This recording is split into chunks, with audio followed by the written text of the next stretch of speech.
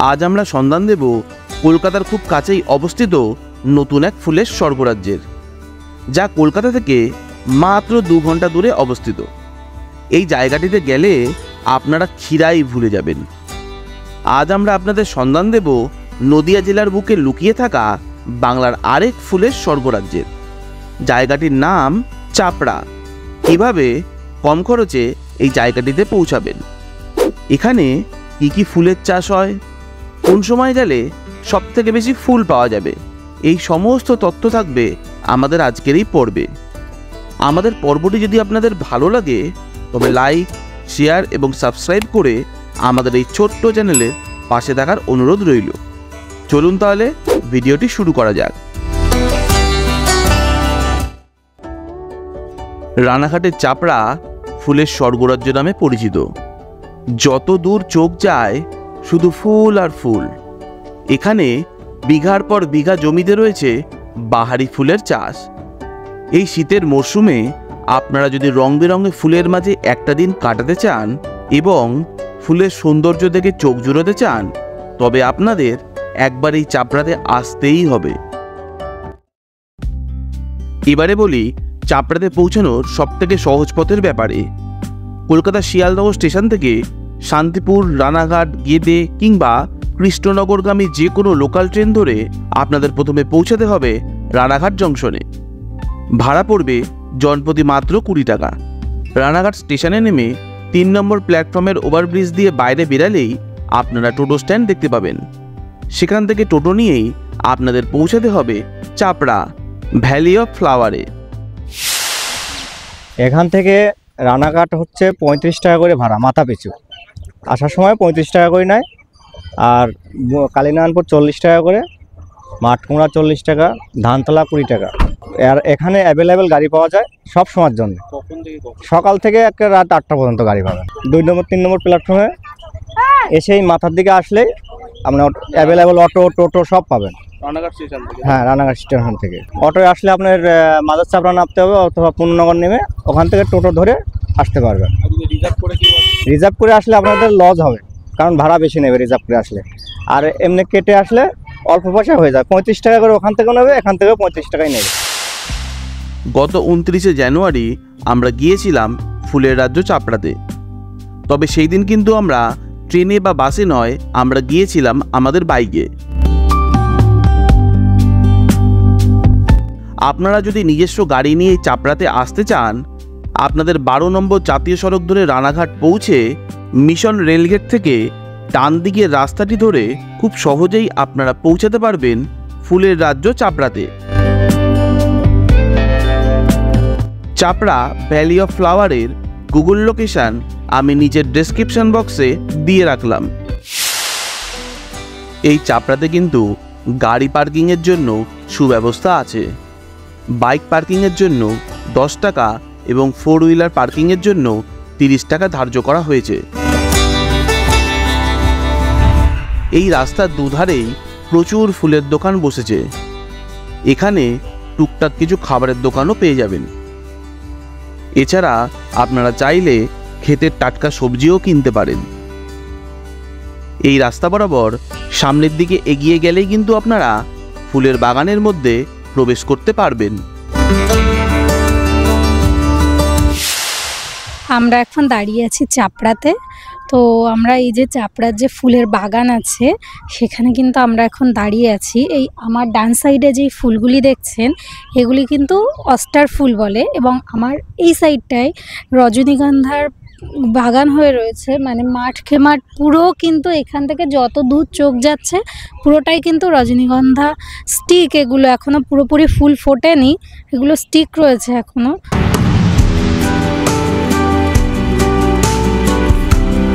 এই যে দেখুন আমরা এখন দাঁড়িয়ে আছি একটা বাগানের মধ্যে, যে এইগুলি কিন্তু এগুলিকে বলে বোতল ব্রাশ। এগুলি কিন্তু ওই যে ফুলের তোড়া হয় না, ফুলের বুকে, তার মধ্যে কিন্তু এগুলো দেয়। তো এতে কোনো ফুল হয় না, শুধুই পাতা। এই গাছগুলো মানে আমার হাইটের থেকেও লম্বা। মানে আমি যদি এর হাতে ঢুকে যাই আমি কিন্তু হারিয়ে যাব।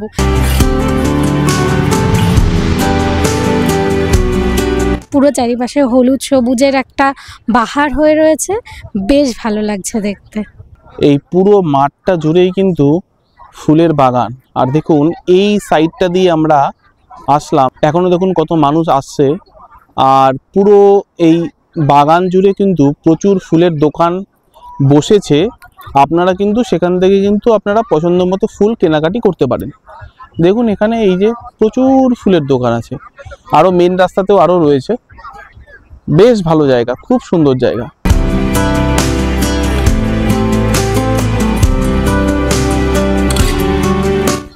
এই যে বাগানগুলো দেখতে পাচ্ছেন, এগুলো কিন্তু রজনীগন্ধার বাগান। এই বাগানগুলো থেকে ফুল তোলা হয়ে গেছে। এই দেখুন এই বাগানটাও তাই। দেখুন দুই একটা স্টিক দেখুন দাঁড়িয়ে রয়েছে। আর এই দিকে এই যে গাছটা দেখা যাচ্ছে ফুল হয়ে রয়েছে, এগুলোকে বলছে চেরি। আর এইখানে দেখুন সাদা রঙের যে ফুল আছে, এটাকে কি বলে রিয়া? এটাকে বলছে জিপসি বলছে। এটাকে প্রচুর হয়ে রয়েছে, প্রচুর, আরও প্রচুর ফুটবে। আর ওইখানটাতে রজনীগন্ধা স্টিক। চলুন আমি ওই দিকটাতেও নিয়ে যাচ্ছি। আর এই দিকেও দেখুন এখানেও প্রচুর ফুল হয়ে রয়েছে, চারিদিকে প্রচুর ফুল। আর এইখানটাতে দেখুন এইখানে হলুদ রঙের চন্দ্রমল্লিকা, আর এখানে সাদা। তবে এখানের পরিমাণটা অনেক কম, যেহেতু আমরা এখন জানুয়ারির একদম শেষের দিকে এসেছি, সেই জন্য কিন্তু এখন ফুলের পরিমাণটা অনেকটাই কমে গেছে। তাও দেখুন এইখানটাতে কিন্তু প্রচুর ফুল হয়ে রয়েছে। এইখানটাতে এই যে সাদা রঙের দেখুন চন্দ্রমল্লিকা, আর ওখানে দেখুন রং বেরঙের প্রচুর ফুল হয়ে রয়েছে। চলুন আমরা একটু এগিয়ে যাই, এগিয়ে গিয়ে আপনাদের ভালোভাবে দেখাচ্ছি। দেখুন দিদি এই ফুলগুলো দিচ্ছেন এই 3 টাকার বিনিময়ে। দেখুন বিভিন্ন রঙের ফুল রয়েছে এখানে। এই জাস্ট ফুলগুলো দেখুন তোলা হচ্ছে।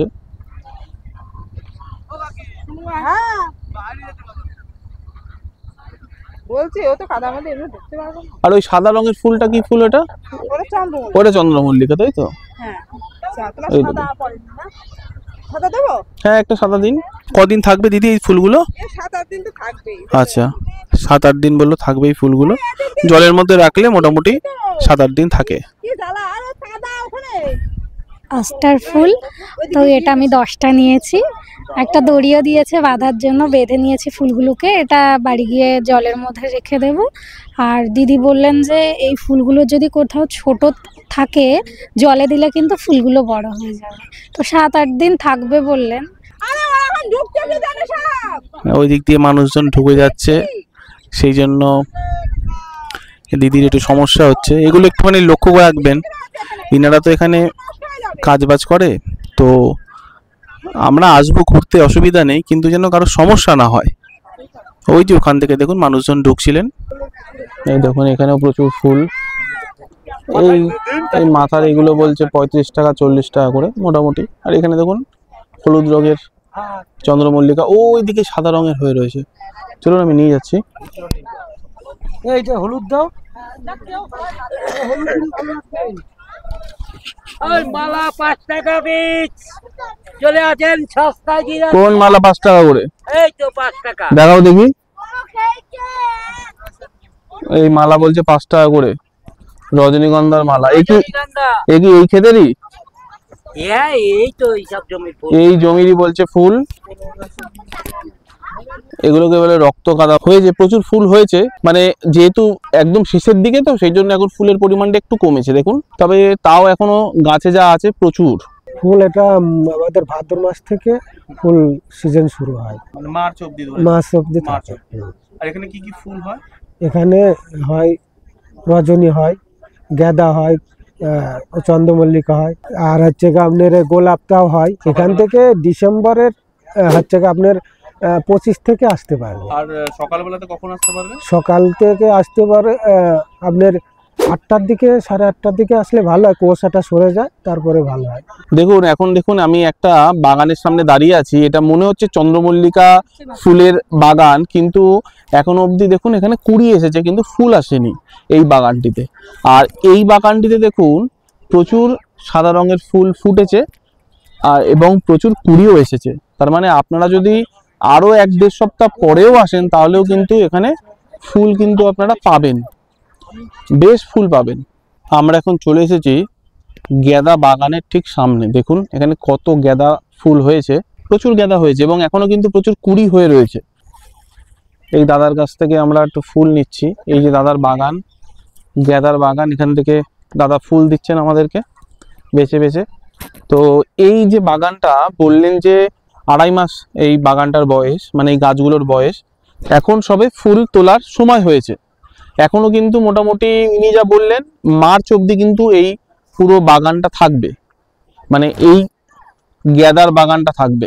বেশ বড় বড় ফুল হয়েছে কিন্তু কিন্তু এখনো যদি বলেন প্রায় 95% কিন্তু ফুল কিন্তু মানে গাছে কিন্তু কুড়ি রয়েছে, ফুল হয়নি। তো আপনারা যদি 1 সপ্তাহ পরে আসেন তাহলেও কিন্তু প্রচুর ফুল পাবেন এখান থেকে।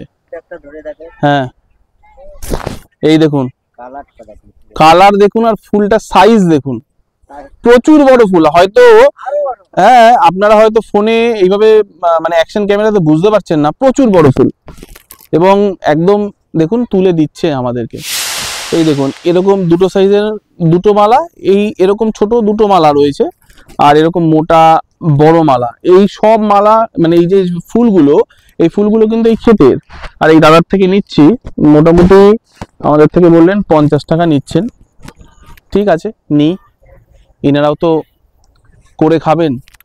আর সত্যি কথা বলতে এখানের মানুষজন যে পরিমাণ করে আমি দেখলাম বাগানের মধ্যে ঢুকে সমস্যা তৈরি করছেন, সত্যি সেটা খুব দুঃখজনক একটা ব্যাপার। তো দেখুন কত ফুল নেওয়া হয়েছে এখান থেকে। ফুল যদি আপনাদের পছন্দ হয় তাহলে কিন্তু একটিবার এই চাপড়াতে আসুন।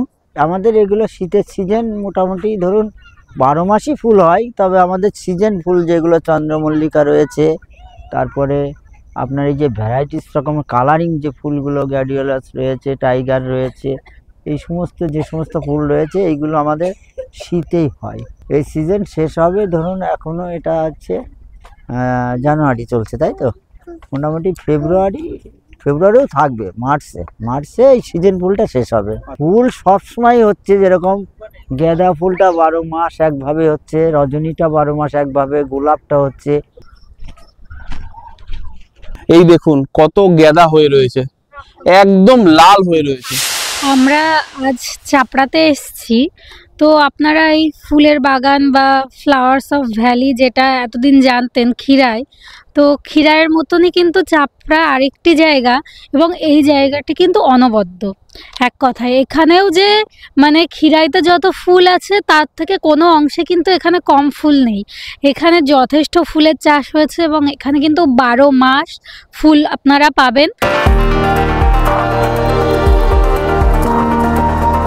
আপনাদের কাছে একটাই অনুরোধ, এখানে যে ফুল আছে কিংবা ফুলের গাছ বা বাগান যাই বলুন না কেন যেগুলি আছে, দয়া করে এর মধ্যে ঢুকে যাবেন না।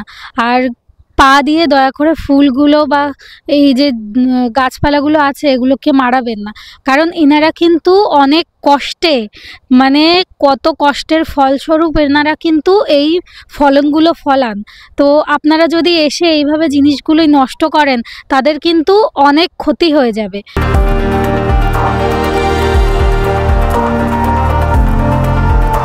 আপনারা এখানে আসুন, যা ইচ্ছা করুন, কিন্তু একটু শৃঙ্খলা বজায় রেখে করুন যাতে ওনাদের কোনো ক্ষতি না হয়। এবং আমরা এই যে ফুলের বাগানে এসছি, ভিডিও করছি, ছবি তুলছি, আমরা কিন্তু সমস্তটাই ওনাদের পারমিশন নিয়েই করেছি। সন্ধ্যা প্রায় হয়ে গেছে। দেখুন এই যে মাঠের মধ্যে যে ফুলের যে দোকানগুলো ছিল সেগুলো কিন্তু আস্তে আস্তে করে তারা কিন্তু তাদের যে দোকান গোটানো শুরু করেছে। শেষ মুহূর্তে কিছু মানুষ কেনাকাটি করছেন। চলুন এবার আমরা বেরিয়ে যাই। এগুলো কত করে দিচ্ছ? 20 টাকায়। দেখুন এইগুলো 20 টাকা বলছে, আর এই মাথার গুলো বলছে 30 টাকা। আর এই আল দিয়ে কিন্তু জল দিয়েছে, বিকালবেলা তো জল দিয়েছে, সেই জন্য একটু সাবধান ভাবে হাঁটতে হচ্ছে, নাহলে এখানে পড়ে গেলেই কিন্তু পুরো যে জুতোটা একদম নষ্ট হয়ে যাবে। এই আমরা এখন এই রাস্তা বরাবর হেঁটে বেরিয়ে যাচ্ছি বাইরের দিকে। এখানে দেখুন একটা পুকুর মতো রয়েছে, মানে বেশ সুন্দর। মানে যদি আপনারা এই শীতকালে আসেন এই এলাকাতে তাহলে কিন্তু বেশ ভালো লাগবে। এই দেখুন এখানে এগ রোল পাওয়া যাচ্ছে, আর এটা হচ্ছে মোমো পাওয়া যাচ্ছে, মানে এখানে কম বেশি সব জিনিসই পাওয়া যাচ্ছে। আপনারা আপনাদের পছন্দ মতো জিনিসপত্র খাবার দাবার খেতেই পারেন। এইটা হচ্ছে চপের দোকান। এরপর আমরা রওনা দিয়েছিলাম বাড়ির উদ্দেশ্যে। আমাদের এই পর্বটি আপনাদের কেমন লাগলো অতি অবশ্যই জানাবেন। ভিডিওটি যদি ভালো লাগে তবে লাইক করবেন, আর যারা এখনও অবধি আমাদের চ্যানেলটিকে সাবস্ক্রাইব করেননি বা চ্যানেলে নতুন এসেছেন, সাবস্ক্রাইব করে আমাদের চ্যানেলের পাশে থাকার অনুরোধ রইল। আপনাদের সাথে আমার আবার দেখা হচ্ছে নতুন একটি পর্বে। ততক্ষণ পর্যন্ত ভালো থাকবেন, সুস্থ থাকবেন এবং ঘোরার মধ্যে থাকবেন।